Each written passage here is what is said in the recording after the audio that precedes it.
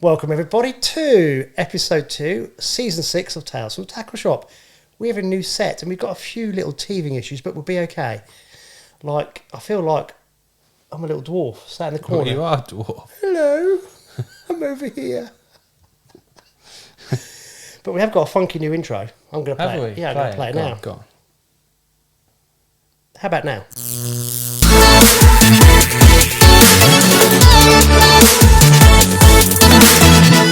Yeah, very good. It took me hours to do that. Hours. I feel like I'm not looking at you as well, which is probably a good thing as well. We'll get this. It's quite good that we're actually looking at the camera instead of looking at each other. Actually. I think that's a bonus, don't you? Yeah, definitely.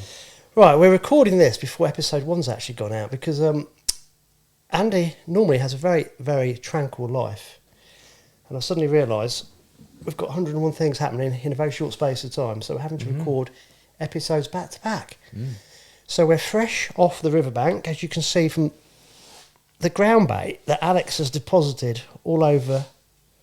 Well, it wouldn't be yours, would it? The new podcast suite, mate. So you've got. I've got it on the hooks. I've got it on the feeders. I've got it on the line, the butt, the reel. Dirty butt. Plenty of mould on my reel. That's just from like 2 days of not fishing. That's how it's. Good. You're not joking. Use that reel. Yeah. That's a pike fishing reel. It's a proper reel, mate. That's huge. Well, you've got to get them in, ain't you? We're going to go through how to bream fish early season on the fens. And what we're going to do, we're going to show you everything that we did in preparation for the weekend. So if we look back to the SWINGTIP challenge, let's forget the competition first. Oh, we wouldn't if it was. Well, we'll see, won't we? Okay, let's go back to the competition. Yeah. Less than a week ago, I turned up at the infamous Tackle and Baits, and there waiting for us was a parcel. There was. And you didn't open it. Nope. You didn't even know I was coming, so that was quite handy. Well, it was in the van ready to bring home. Was it? I was going to bring some pre-bait stuff around to your house, but... Timmy Timmy rescued the parcel. Yeah. And we opened it, and this is what we found. Right, so this is from Aid Parrott. We don't know what he's got. He sent Alex this. Let's get it off. I think it's a plaque. Do you? Yeah. So we're just going to film it for posterity because it's a bit of wood, a solid bit of wood. I think this has got a swing tip on it. This could be the trophy. So, how did you get this? So, turned up to work this morning and it was delivered yesterday. About the only thing your dad didn't unpack, I think. Well, it had Andy on it as well. It said Yeah. Floatfish TV, so I thought better not, Floatfish. FENLAND TV. Oh, look at this! Look at this. Oh, how awesome is that? Whoa. Very Mick nice. Kelly. That is brilliant. It is. Thanks, guys. Look at that swing So tip. the winner of the swing tip challenge. Well, you're the only one fishing the swing tip. Well, no, obviously you're the challenger. Cool. I'm getting high off the. It's got a lot of Brilliant, isn't it? wood. What's it called? Varnish on it. So we'll present this at the end. So what we're going to do? Most number of slabs. Yeah. Anything under £3 don't count. It's got to be over £3 to count, and we're going to put the 10 only in nets, aren't we? Or if it's below the size of the swing tip, it don't count. All right. The swing tip. Yeah. That's your measure. That's your measure. Perfect. Guys, that's so thoughtful. Thank you very much. Yeah. Perfect. I was at the gym today. Yeah. And actually talking to one of the guys there, and he just said out of the blue, "Oh, I see you've got your podcast starting again." Really? Yeah. Did you know he was a fisherman? He's not a fisherman. Oh, right. No, he just saw one of the shorts. The shorts, yeah. And I said to him, "You want? This is actually our 6th year, and it blows me away how many people listen to them and the stuff that they send through the post to us." And I think that plaque was a classic example. I think it's the best one yet, don't you? Yeah. So Mick Kelly. Yep. Aid Parrott. Yeah. Absolutely brilliant. That blew me away. Yeah. Just shows that There's a lot of time and effort gone into that. Hell of a lot of time and effort. well, they had remembered from the end of season 5 that we were going to do the swing tip challenge. And what's even more alarming from my point of view is they actually thought we'd actually do it. Yeah. Because we normally say it and never do it. So Guys, that was a massive gamble because we say this stuff. It's taken us 5 years, but one, you remembered, and two, you just took the time and effort to produce that plaque. It's amazing. It was awesome. Yeah. So, guys, keep sending us stuff in, and what we're going to do, we're going to eBay the lot and make a fortune. No, I didn't say that really. But that's amazing how people who don't go fishing. Well, we don't see them in this area. They do go fishing. Bloke at the gym. Yeah. Oh, right. Sorry. Yeah. When I told him about the plaque, I said it was just amazing. So yeah, but you're right. It's like the guys from the who sent us the duck last year. Yeah. Brilliant. But what we'll do, we'll get a table here and we'll start to. I think it was the same guy, wasn't it? I think the guy that sent the duck is the same guy that. That's right. Yeah. He lives in Bedford but fishes on the air, doesn't he? What we'll do, this is going to be full of sexual innuendos. We're going to have a table here and we'll mount. Not Alex's dirty butt, but we'll mount or assemble, show all the stuff we get sent. Anyway, we've got the plaque. So obviously the swing tip challenge was well on the way, and you were taking it seriously, weren't you? Well, I thought I was going to be here. Oh dear. Oh, back in the day, mate. I feel like I've just I don't know, you've destroyed a bit of heritage, mate. That's what you've done. I feel bad. I'll tell you what, we'll come on to modern technology in a bit, right? Yeah. But I've done a lot of bream bash in early season on a lot of the drains, because what I used to do when I was heavily piking them, I would pre-bait, I'd target a drain and think, right, I want to find out what bream's in here, see if it's worth piking. So what I do is early season, pre-season, I go and fill it in what I thought was a bream area, and if I caught loads of big bream, and the skimmers in particular, if I had the skimmers, I'd know it was worth pike fishing, because in my head they were pike fodder. Yeah. So I've always done it the same way, and I think Alex thought I was joking. I said, we've got to get a load of maize. The maize is amazing. Because maize, when you obviously get it to ferment, get it to split, but even then it's really hard, and the small fish can't nail it. Yeah. But you need to put other particles in, like wheat, because it attracts all the small stuff. Yeah. And wheat's really good for holding tench as well. But once you get the small fish coming in, the bream seem to know something's going on, and then they get on the maize, and then you can hold them. But guys, you won't believe how much we put in over a week.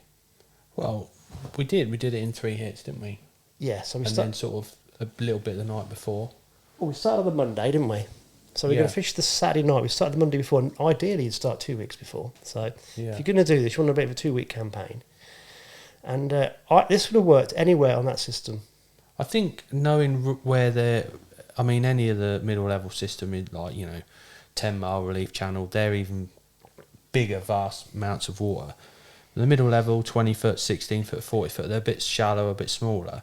I think there's always areas where the bream are, and if you just do a bit of homework, luckily enough, we had some people point us in the right direction. Paul Galt, Andy Strickle and Dan.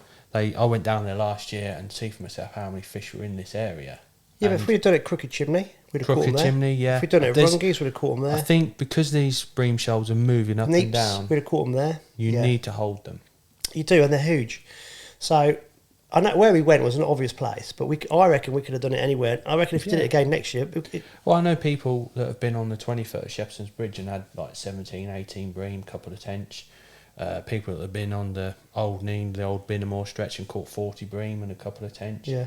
And by doing it, people say you're buying your fish, but you're having the days fishing that you're never going to get. Who says that? That's nonsense. Some people do it. People that really don't do it, they say, you're buying your fish. But that's why we go fishing. We want to catch fish, don't we?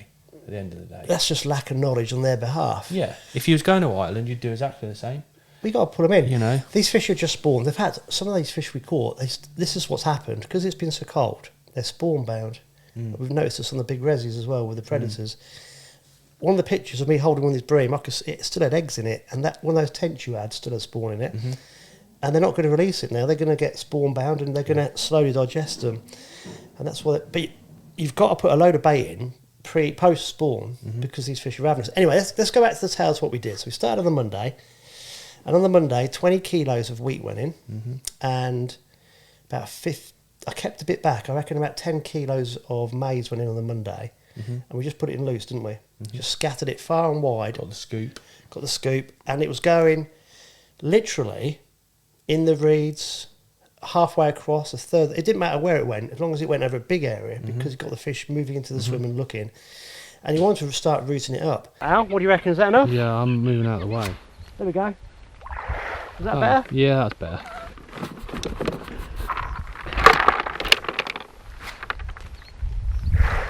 Oh, that's better. And also we're feeding the deer. Any surplus on the bank, our mate will come back for. So And the lawnmower man's been down and all. do you like the spread, boy? Would you be happy with this in the mat? No, put it this way, I'd have been gone home by now if someone had chucked this amount of bait in next to me.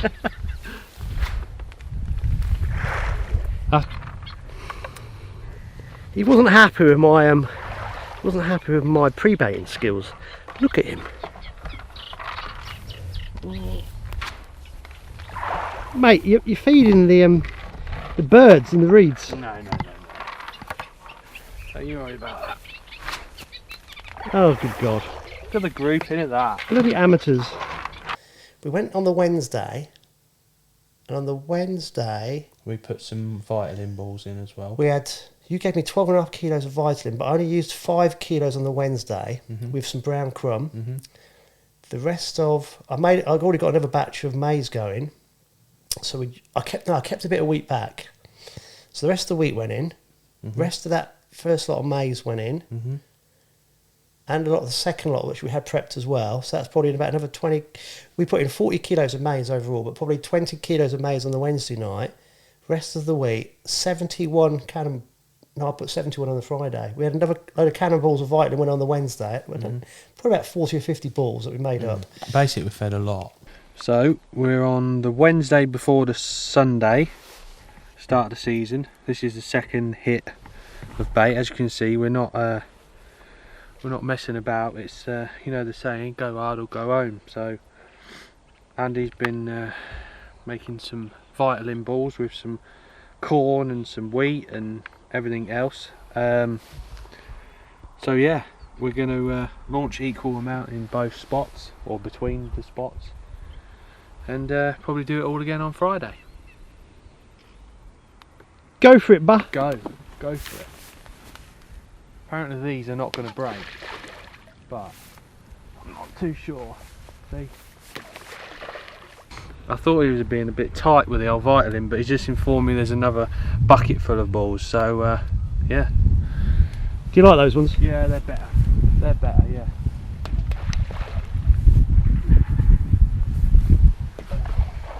And the loose feed. Then I went down on the Friday, put the rest of the maize in, put the rest of the Vitalin in, and there was I counted 71 balls I put in on the Friday, and they were laced with maize. And on the Monday, so I forgot, on the Monday we also put 20 kilos of pellet in, because what Alex's dad had done, any split bags he'd kept for us. So we had about 20 kilos of just any random pellet. It didn't matter what went in, because the pellet was going to break down really quick, which again would have helped trap anything in. So we had 20 kilos of pellet on the Monday, about 20 kilos of wheat went in on the Monday and Wednesday, that's 40 kilos. 40 kilos of maize went in, so that's 80 kilos. We used about 15 kilos of brown crumb, 12.5 kilos of Vitalin. That's a lot. But A lot of bait. it needed to be, because there was a lot We of only people. had a week to do it. If you did Yeah. that over 2 weeks, you'd probably still feed the same amount, wouldn't you? But over a 2-week period. At the front here, when it was in lockdown, I put over 100 kilos of grain in out here as well. It's amazing how it pulls everything in. And also what happens is, you don't really need to rake the swim, No. because the fish are actually digging stuff up. I mean, middle level's a bit different, isn't it? It's probably where we were chucking the bait. It's 15, 16 foot deep. Yeah. So you're not going to get much weed there. No. And we sort of targeted, went down the far bank, didn't we? Chucked it in. So obviously when we was chucking the feeders over, we were chucking bang Yeah, on. I didn't mention on that. So we bank. actually strimmed and cut the pegs out on the other bank, so we're casting over, didn't we? Cut the pegs out on the Wednesday, didn't we? Yeah. So anyway, I've gone down there, and Monday we saw a couple of bream rolling in the guy's, Andy Strickle, was it? Yeah. And he was pre-baiting a bit further along. Some bream were rolling in his swim, and by the Wednesday and Friday they were all over. And when I went down Friday night, I didn't see a thing move until I started putting the balls of ground bait in, and the noise stimulated them. They were smashing through the surface everywhere and really violently. And I'm sure I saw a carp jump. It could have been a bream, but it was too wide, but it wasn't a big one. And it just seemed to have got everything stirred up. So when we got down there Saturday, I couldn't see anything rolling, but I knew they were going to be there. Yeah. So Alex came down Saturday. We'd already... I put another load of bait in, didn't I? Yeah. Another... Just brown crab and corn, I think you put in. I don't know what you put in, but I kept a little bit of maize back. Yeah, it's a little bit of maize, and the rest of the brown crumb went in. So it's probably about 15, 20 balls in each swim, which Alex wasn't very happy about. And I spread it out around a bit. I like to keep things tight. You can't with that many bream. They'd be like this on top of each other. Yeah. So come Sunday morning, it was like I knew they were there. Now, it was quite windy, wasn't it? Yeah, well, we got there, didn't we? So the plan was to get there. Well, plan was for me to get there as early as possible. Obviously, that's a mission on the Saturday before the season opening. On the Sunday was very busy in the shop, which is good. And what time did I get there? About 7? Yeah. About 7 I got there. After trying to find some fish and chips and getting absolutely drenched, didn't we? Well, it had been absolutely fine. And then the bringer of rain turned up. Yeah. And, yeah. It was like downpour, wasn't it? Yeah, it just come flying across the fence, wasn't it? Anyway, we put the platforms in, got the gear ready, and then we did the podcast, which you've probably seen, and then obviously waited till the early hours of Sunday morning. Yeah. 3:30 up, we toddled off down there, didn't we? And it was first chuck, just line bite, line bite, line bite, line bite. It was, yeah. Yeah, And I then- think obviously I had a little chuck beforehand just to make sure I weren't chucking on any weed or anything like that. So chucked a You lead out. didn't. Yeah, while you was playing about with your You didn't do can. that. Yeah, I chucked a lead out. You take that far too seriously. Well, says you. So I chucked a lead out and just make sure I was fishing on the bottom of that far shelf. I always find with the bream on them systems, you need to be either near shelf or far shelf. They're moving fish, they're moving in the shadow of the shelves, and that's where natural food will be anyway. I mean, people will... Natural food, mate. They had takeaway. Yeah, but I just think with the drains, there's not a lot down the middle. It's that deep and cold, not a lot of fish live down the middle. My first few chucks were very short, I noticed. and I was getting line bites all the time. Yeah. So they were all over the place. Yeah. But I think as the morning drew on, they certainly got real tight to the far bank. Yeah, I think yeah, I think that there's a few factors why we stopped catching. I think one of them was time of day, but I also think the fact we were I was putting bream straight. Let's go back to that later because you're showing off now. Yeah. And so because we've got some technicalities that we need to talk about. Yeah. So I then realised that fishing like the Holland or the 16 foot, the swing tip's great because it's a Right. short chuck. Yeah. As soon as you get on something a bit more of a serious sized water like the level, it becomes a tad bit of a problem. So for those that haven't seen it, sorry mate, I got it on there. Obviously what happens is as you cast, the tip wraps around the rod sometimes. You've got to Got a smooth action. it's got to be a lob, but you don't want the tip to come back down and come round. So you kind of got to lob it so the tip stays out. So you got to kind of throw it quite high, if that makes sense. But you can't punch it. So if you're casting it into any face wind, it's a nightmare because you can't punch it. It was in our face, wasn't it? The wind? That's excuse number one. Alex then asked me if I was clipping up. Well, You weren't, obviously. no chance on that. No chance on that, mate. I don't think you hit your clip once if you did. No, I got nowhere near it. So it's a bit of a nightmare. I was using £6 Maxima because obviously I got several wraparounds and I didn't want to snap off. I never snapped off, which was a good thing. But what it showed me straight away was back in the day on slightly shallower water where you're a bit closer, you can normally tell a bite from a line bite because the line bites would be just and up and down and up. And then when you get this kind of up and hold, that's when you hit it. Well, bugger me. The tip was going mental. And I sat there going, I can't see what's a line bite and what's a proper bite. And I did the first live, and people won't notice, but I'm going to fess up to this, right? I was showing everyone the tip going, and then it went. And I struck. And that's when I thought I had my first fish on. The rod was bent over. But I actually hooked it in the dorsal fin. So I found hooked the first one. Yeah. I think I had 3 while you was playing that one. You had 2, definitely. Yeah. Yeah. It was 2 or 3. Because this thing felt really heavy, didn't it? So Alex is next door, and of course, being the very conscientious match angler he wasn't actually giving me any abuse at all. Not until I knew I was that far in front. You was never. Oh, you were abusing me from the beginning. It was unbelievable. But also, it made me realise something very quickly. I had watched the Guru videos at Ferry Meadows. Right. And on the swing tip, we have a big old drop. And You set up paternoster style, haven't you? big old paternoster, 4 foot hook length, and a big old drop on the paternoster. And what was interesting, when you were talking to Ray Malley, he went, oh, these are all going to be deep hooked. When I caught the fish, I caught 5 fish like that, all in the bottom lip, which goes against what you think, doesn't it? I never used a scourger all day.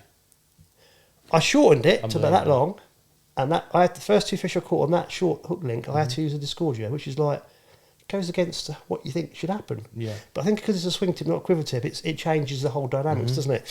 So it got me thinking back to the Guru videos, and I actually realised straight away that I was royally screwed because Alex has got, well, you've got a very modern technique. Do you want to show your rig? But yeah. Because that's quite important, I think. Well, yeah, I mean, obviously I've used braid. You've used Maxima, which If you show I that think, camera, bud. went out with a. I don't know if you can see that better there. Went out with the Dark Ages Maxima. Don't know if you knew that.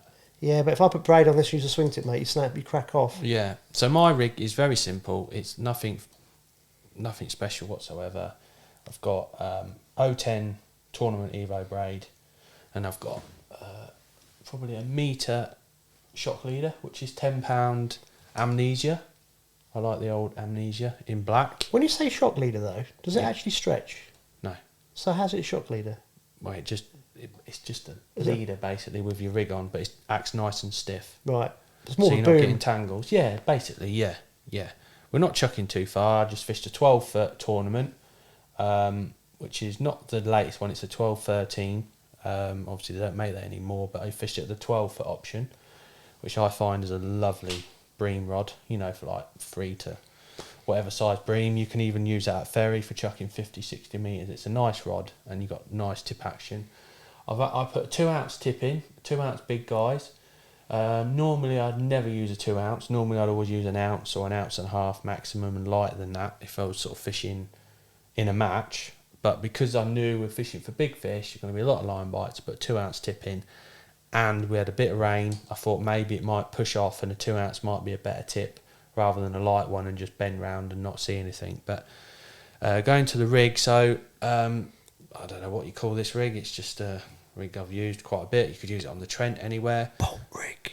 So basically you've got a Carp angler. twisted boom there with a little heli swivel or a quick chain swivel, whatever you want to call that. So that acts real nice and stiff and kicks it away from your feeder. And then I've got 2 float stops, a small one and a big one, just so when the weight comes down with the feeder like that, it just kicks it off away from your feeder. You don't get the tangles.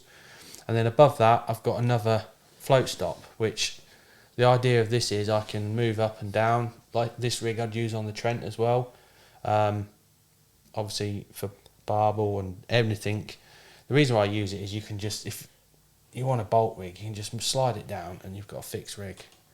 So they hook themselves against the feeder, which I tried that and that was alright, but I found just a little,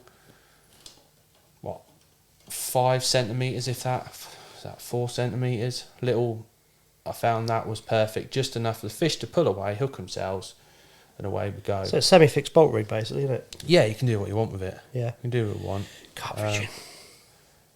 Well, whatever you like. Now, I'll tell you what the important thing is, though. You didn't have to work out what was a line bite. I did. No, you knew what. No, you could see them, but you Yeah. could see the difference when they were hooked.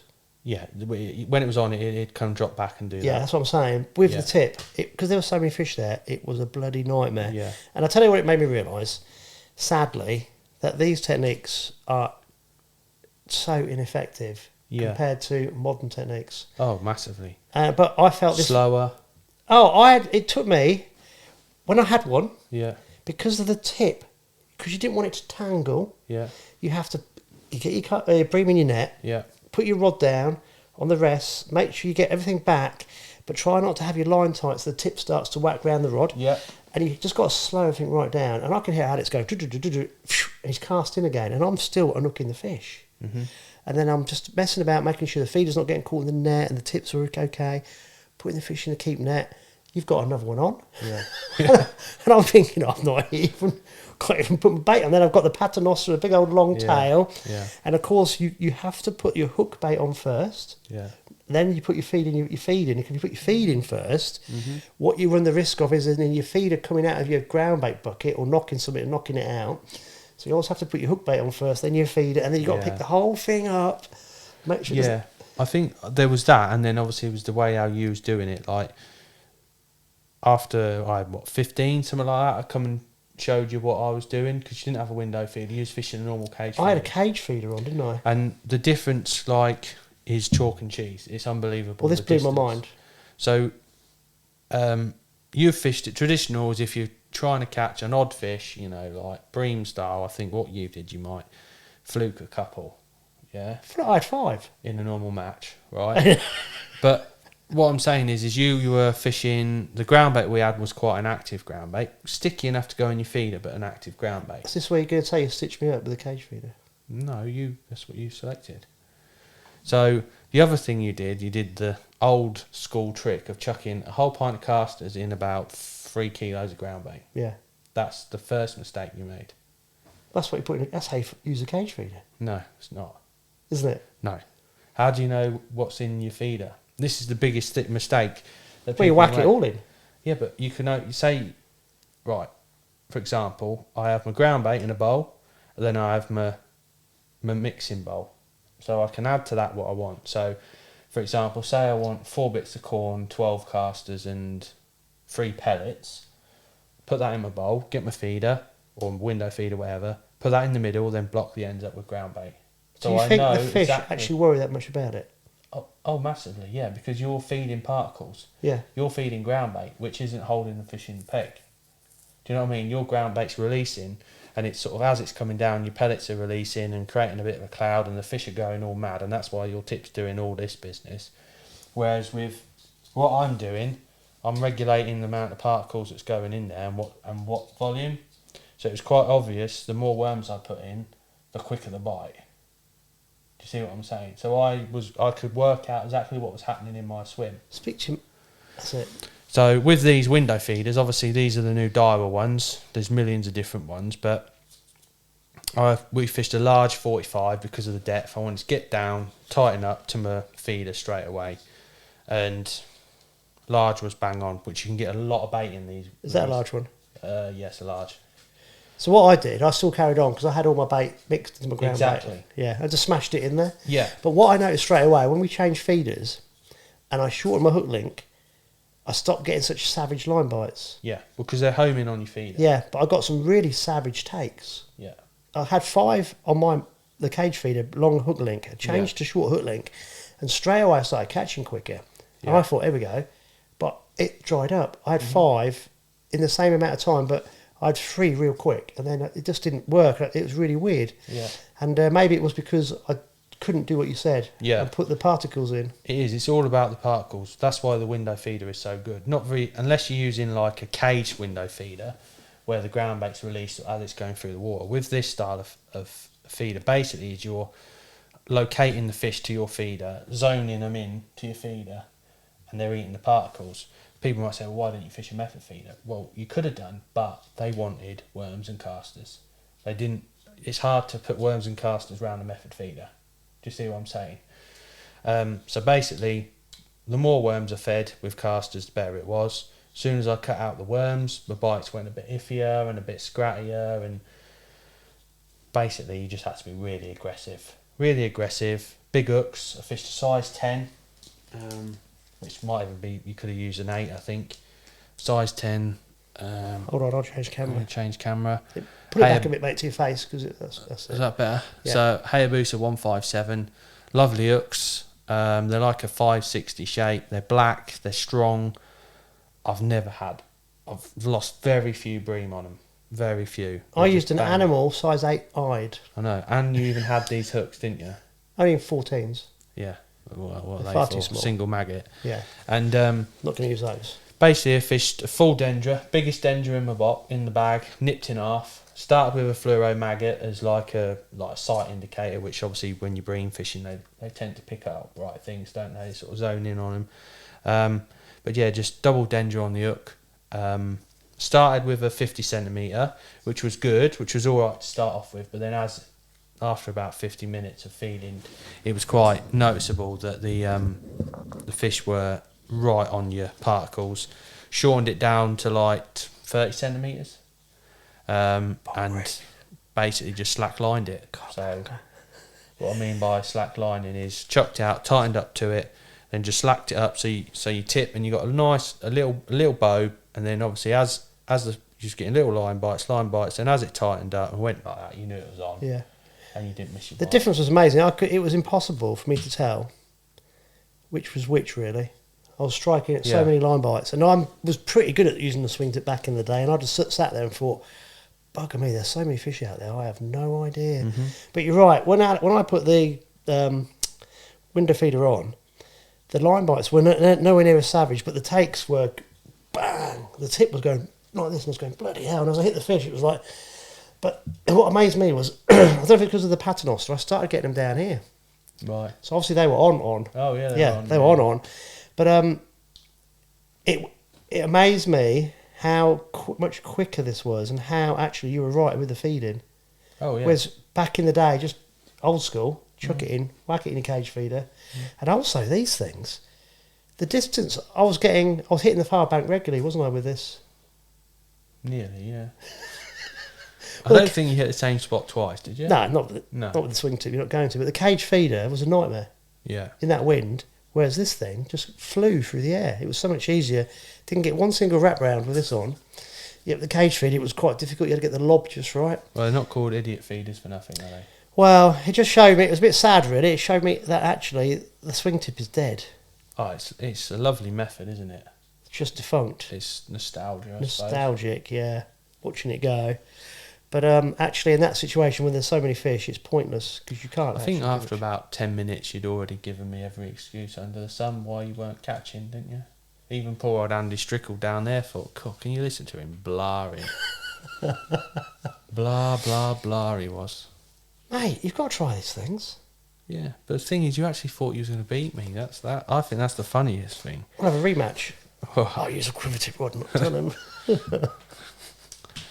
So yeah, I think, like I say, going back to the bream style of fishing, in the scenario we were fishing, it'd been pre-baited, the fish are really aggressive, so you have to match what they're doing, particle-wise, hook-wise, hook bait-wise. I mean, I fished 018, Cole McKing, fished that as my hook length line. You could have used 020, it wouldn't have made any difference. No, they're pretty You material. get no tangles, and the key thing is, they're not there forever, even though there's loads of fish there. We had 4 hours.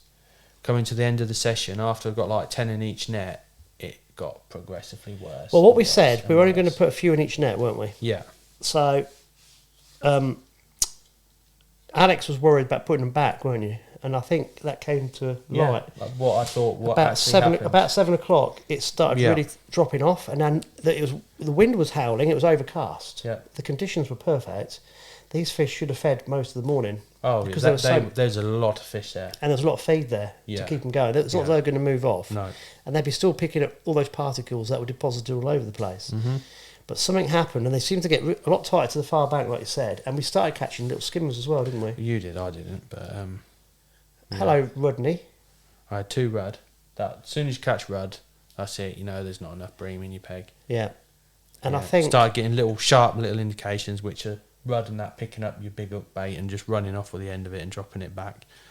And we said, look, it's pointless fishing now. yeah. So we had about 4 hours total. So didn't we? make hay while the sun shines. But you had a massive. How many? You had 39 bream. Yeah. Not counting the skimmers. You had I two. chucked 2 3-pounders like back before we had the 10. You had 2 tench. Yeah. I had 11. I miscounted. I had 11 Did you good lose ones. any? Sorry? Lost a couple, didn't you? No, Yeah, you did. I'm sure you did. no, I didn't lose a single fish. No, I had two come off. One of them, I said, did you see that? Yeah. And it was foul hooked. You know when you pick up and you think, yeah, this don't feel right. And then as it's coming back, it sort of did a bit of a run and it jumped out of the water. It rolled, didn't it? Yeah. The first one I had on was fouled up. The rest were caught in the mouth. But I had quite a few skimmers as well, probably about 5 or 6 little skimmers. Like 10-ounce things. No, I had 2 or 3 about £2 because Yeah. we said they weren't counting. Yeah. The last 2 or 3 were little ones, about 10 ounces. Yeah. But they were giving me amazing bites. Yeah, the little... Because I was using 2 bits of corn, Dendrobina, and maggots to start off with On a size 3 up. on a shark hook. Yeah. And they were nailing that to start off with when I could actually tell what a bite was. But I had to actually scale down and just use 2 worms and 4 maggots in the end. Yeah. And the skimmers were nailing it. Just shows you how aggressive they Yeah. all were. Certainly does. It was an eye-opener though. It showed me actually, sadly, that this is such a nice way of doing it, like we said, but it's just so ineffective when you've got so many fish in front of you. Yeah. But then if you were just turning up probably about 8 o'clock, your fishing would be totally different. You know, you'd be taking your window feeders off and going to a cage feeder and trying to make a cloud and trying to attract fish back into your peg. Do you know what I said? The last half hour we fished, Yeah. when I stopped getting any line bites, Yeah. I put a cage feeder back on and immediately Yeah. got line bites and started catching Yeah, those it's skimmers. amazing changing your feeder, what Yeah. difference it makes. So I, even though I'm not a match angler, I learnt an awful lot just from that, just by changing over the Yeah. feeders. I would, if I hadn't, I think I said to you on the time, if I hadn't have done it, I wouldn't have believed it. But it was quite incredible watching the difference just on the tip, and just changing between the two. I can see how just from that limited thing that we did, how it's very important to have Oh, massively. an in-depth knowledge of these things. Massively. You know, you'd be fishing longer hook lengths, smaller hooks, lighter lines, lighter tips. Just because there's not so many about, they're not as aggressive, and when you do catch them, you need to be a bit more finesse about it. Yeah, but I think key thing is particles. Yeah. Particles is massive. Yeah. So, guys, you've got, so what we're talking about now? We're middle of June, end of June. Yeah. Got July, August, September. Yeah. So you've still got 3 months of some superb bream fishing. Oh, yeah.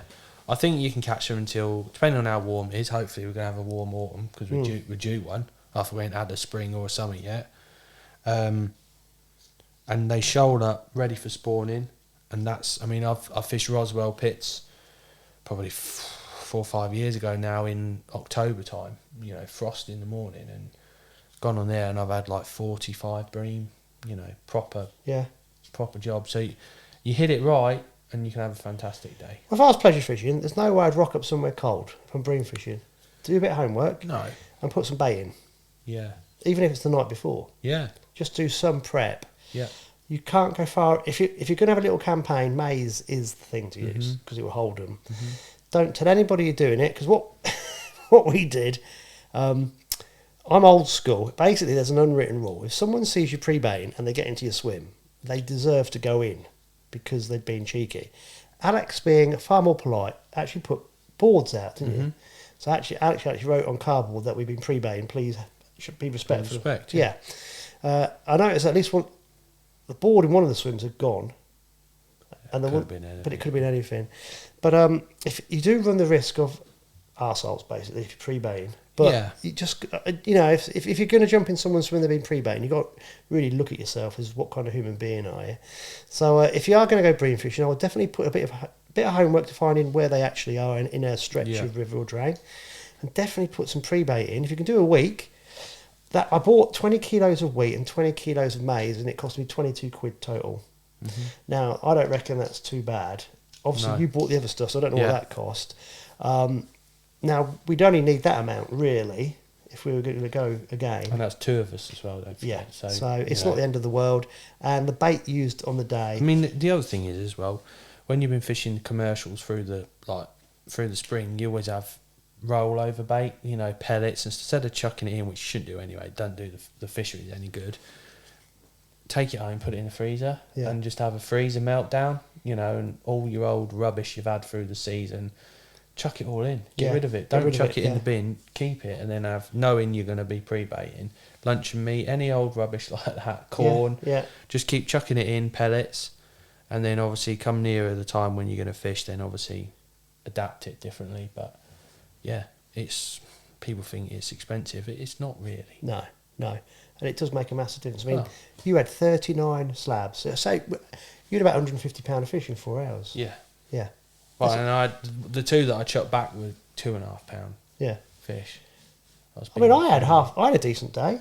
You had a mega day, really, and Just- so did Andy the other side, Well, didn't he? He had I a good honestly day. thought I was going to hit £100, but He had a lovely tench, I didn't he? struggled. £7. Did reckoned, he? Yeah. But it was all down to the pre-bait, really. You can't catch what's not there. Pre-bait and location. Yeah. Yeah. Yeah. Right, guys. that's- And time of day. Yeah.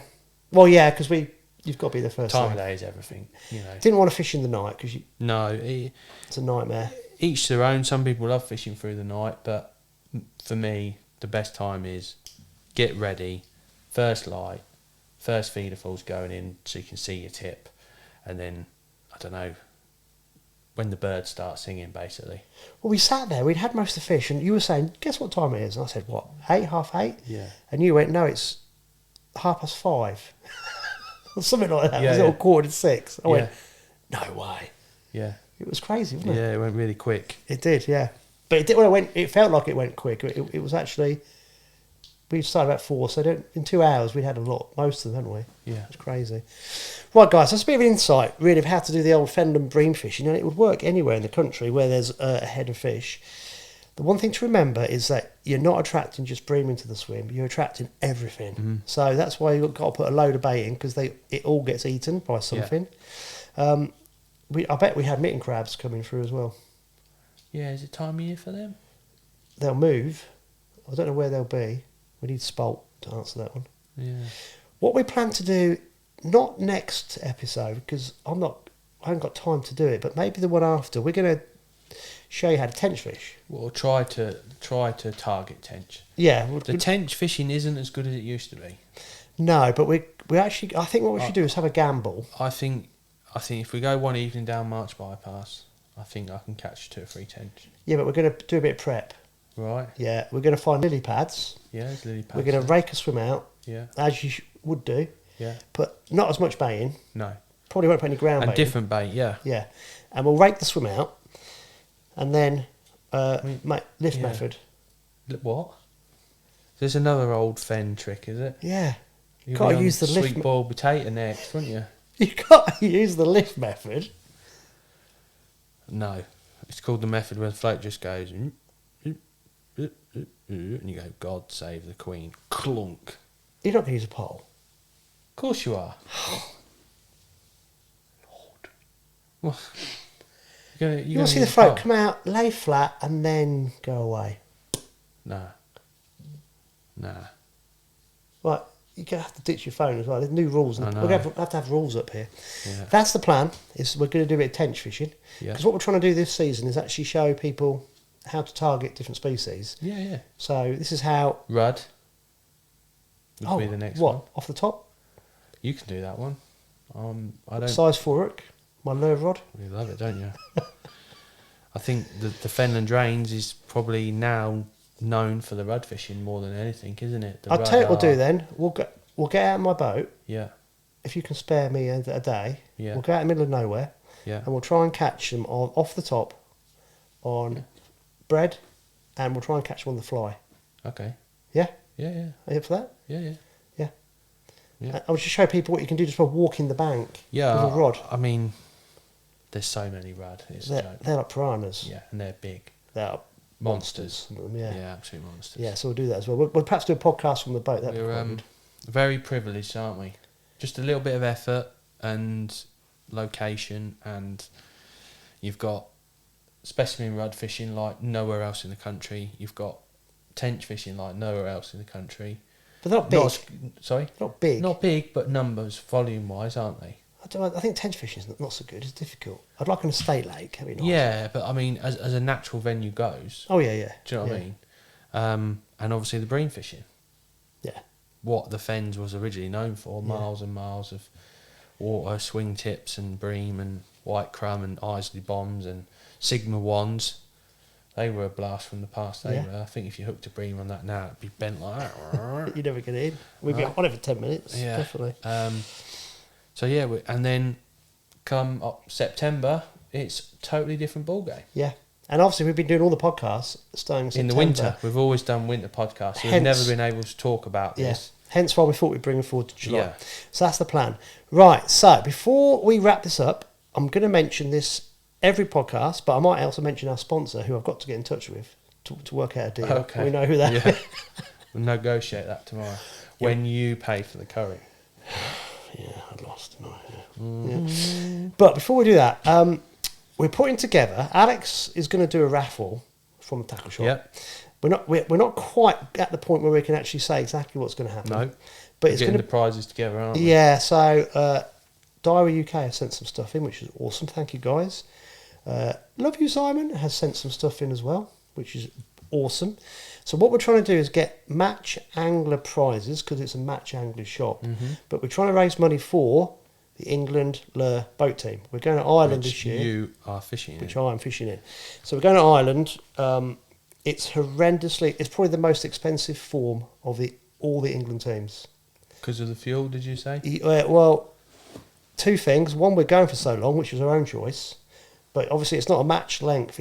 We're fishing the upper Loch Earn, so that's a massive amount of water. Yeah. So we have to spend a lot of time practicing. And also, we're doing it from boats with big engines, so it's the fuel. It's obviously the accommodation is what it is. It'd be the same for any of these Ireland. teams. Yeah, Mega. but the fuel as well. So it's horrendously expensive. So we're trying lots of different initiatives to raise money. Now, notice that the ladies' match team have been brilliant. They've had lots of tackle shops, haven't they, helping them out with these raffles, which is a really good idea. So Alex has helped out. He's going to help out as well. So he's going to put a prize in as well. But we'll mention this a bit later on. And I think £2. What do you think? Should we settle on that? Yeah. So I think if we're going to have a board, we might do it. I reckon we can have a physical one in the shop, and also I could do one online that matches it. And people can buy a square for £2 to help the team. Obviously, you can spend £10, get 5 squares. Spend £8, get 4 squares. Do you like my maths? Yeah. Yeah. Yeah. Also, I think if I set up a PayPal account, people can do it. 39.11. Yeah. People can do it online as well. The problem is, obviously, we're going to have to allocate people squares because doing it online, it can because otherwise we'll duplicate it with the shop people as well, so it'll be a bit of a nightmare. Yeah. But what we'll do, we haven't decided how big the board's going to be. I've got a number, but Alex thinks it's too big. Being greedy. But maybe if we have a cut-off date, or whether we filled the whole grid, and then we'll do the draw. So if we run the raffle for a couple of months and see how much money we can raise. But I am going to mention it every podcast. Good. Because guys, like the guys that did the plaque, get involved. Sort of be patrons for the lure boat team. Because obviously I'll do a bit in Ireland that will go on here as well. So you guys will see what is involved with the World Championships from the boat perspective. It is pretty special. You've got all these guys from all over Europe, even America. Really? Yeah. And everyone's got all their boats and everything. It'd be really cool. And obviously I'll introduce you to the team, the England team. And it'd be a different insight. It'd be quite cool for the podcast, I think. I know it's not match orientated, but it's again different. And I'm going to Italy with the kayak team. I'm not part of the kayak team, but I'm going to help them as one of their practice. So I'll do a bit out there as well. So you guys will get a different insight to different forms of angling and what it involves. So Brilliant. I think this year will be really, really interesting. It's just time pulling it together and actually having a camera in your hand when you're actually physically involved with the fishing. So that could be quite a challenge as well. So loads going on, but really we need everyone's support. If everyone gets on board with this, it'll be really good. And it's a team effort, isn't it? With not just me and him and me and my teammates in the England team, but like we did with the SWINGTIP challenge, if we can get everyone involved, Yeah. Brilliant. it'll be good. Cool. Right. Do you like the new studio? It's a lot more comfortable. I like the distance. Yeah, it's good, isn't it? It's a bit too close. I mean, I'd rather it be a bit further away. About how tight we were on Sunday, weren't we? Mate, I could hear as you give me a load of crap. Every time you hook one, you go, oh, I've got another one. That's what you do in matches, isn't it? What? It's psychological. Sometimes. Yeah, I know it is. Psychological. I can see. I think this is what he does in a match on a Sunday. Depends who it is. Oh, I've got another one, look. No, I don't do that, honestly. No. Yeah, you give me so much crap, it's unbelievable. It's all right, I can take it on the chin. I was thrashed. I wasn't beaten. I wasn't even thrashed. I was kind of ground into the dirt. Well, the way it started, I was cranking that reel. I thought I want to get a lead, and then I can just like get a cigar out. Do you know what I mean? And then I thought, oh, I'll sort him out. I'll give him a feeder and show him what to do. And then you caught straight away, then didn't you? I was catching beforehand. Yeah, 1 or 2. I had 5 on each feeder. Did you? Yeah. But you had 5 in about 10 minutes on this one, and then 5 in 3.5 hours. I had 11 fish. I had actually 5 and 6 or 6 Yeah, and 5. yeah. I can't remember. Or slabs, I should say. But I reckon we should try it again, and I'll actually come with some proper gear because the swing tip is dead, mate. And I actually, can't believe you said that. You were so confident that you. Can I be honest with you? Right, on Sunday, I sat there after half an hour, and I knew I was screwed. Yeah. And I'm thinking, I wish I had a quiver tip rod with me, and I could set up with a proper light rig. Yeah. But I'm not going to tell him. No, well, I had like 6 rods with me, so you could have used one. There's no way on God's earth I would have asked you. But next time, I'm afraid. The wind's in my face. It's tangling. Listen, mate, look at it. It needs to be It's retired. nostalgia. Yeah, Yeah. but it's not very. It's like you were the effective. lift method, isn't it? Oh, we've got to do that. It'd be great to video it as well. No one wants The to see a lift pole method. float going under. And, Oh, yeah, and loads of elastic pouring out the pole. it's boring, isn't it? Anyway, look, we're just rambling on. Yeah. Right, so don't forget, guys, 2 weeks' time. It won't be tench fishing in 2 weeks' time, but I reckon in a month's time, it will be. Mm. And we'll be somewhere off some lily pads. Yeah. Batter you at that and all. Yeah. You can fish a lift method, I'll fish pole. It's not 8 numbers, is it? We're going to catch 1 tench.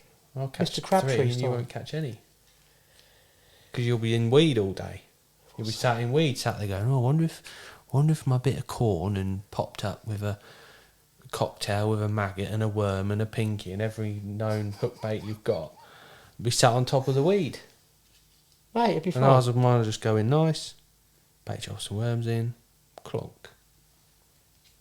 Oh, how many you got, Andy? Oh, I ain't had a bite for 10 minutes. No, because it's on a lump of weed and you're not registered. Mate, where's the romantic part of Mr. Crabtree gone? That I'm a match hanger, I'm afraid. Says the guy with all the tech on the boats. Arc of the pot calling. I know, it's the complete opposite when I get a lure rod in my hand. It's like, Right. oh, yeah, I'm looking. Oh, there's one. got it. Yeah. Right, we better go. Thanks for watching, guys. Don't forget, keep an eye out for the raffle and give Bunghole some hassle there because he's bullied me with the old... It was like taking candy off a baby. Thank you.